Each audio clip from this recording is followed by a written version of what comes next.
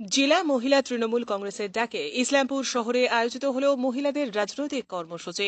শনিবার ইসলামপুর বাসস্ট্যান্ডে সেই কর্মসূচির আয়োজন করেছিল তারা। কর্মসূচির নাম রেখেছিল আলাপচারিতা।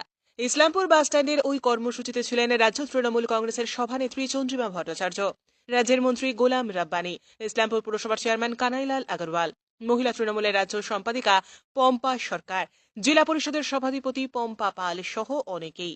এদিন মঞ্চ থেকে বই এবং উদ্বোধন করেন চন্দ্রিমা। কয়েক হাজার মহিলা কর্মীরা উপস্থিত ছিলেন সেখানে।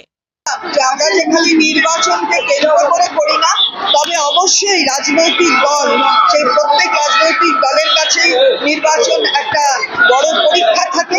আমরা নির্বাচনকে 26-এর নির্বাচন সেটাকেও সামনে রাখছি, কিন্তু সারা বছর ধরে আমরা নির্বাচন না থাকলেও এইভাবেই কাজ করি এবং এইভাবেই থাকি। নির্বাচন আসবে এবং আমরা জিতব।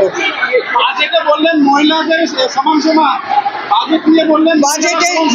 বাজেটের অর্ধেকের প্রায় অর্ধেক, বাজেটের যে অ্যালটমেন্ট তার অর্ধেক হচ্ছে মহিলাদের জন্য। সুতরাং মহিলাদের বিভিন্ন প্রকল্পের মধ্যে যেমন মহিলাদের আছে, সব নিয়ে আমাদের জেন্ডার বাজেট হয়। একটা আলাদা বই দেখতে পাবেন খালি জেন্ডার বাজেট। যেমন ডিপার্টমেন্টাল বাজেটগুলোর বই আপনারা দেখবেন, ঠিক তেমনি জেন্ডার বাজেট হয়, দেখবেন সেখানে। এটা আমাদের রাজ্যে জেন্ডার বাজেটও বার করে।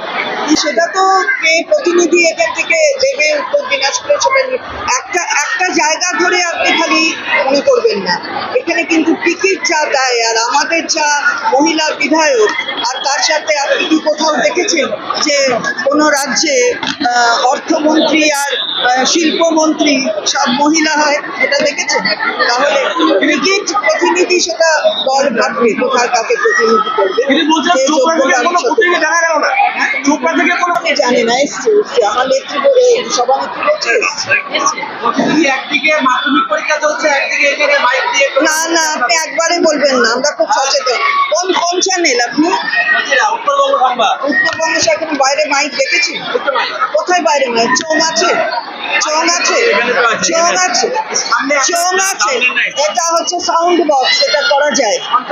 সাউন্ড বক্স এটা করা যায়, এটাকে নিয়ে কোথাও চোং নেই। আপনি দয়া করে নতুন করে কোনো কিছু বলবেন না, আমরা মানি।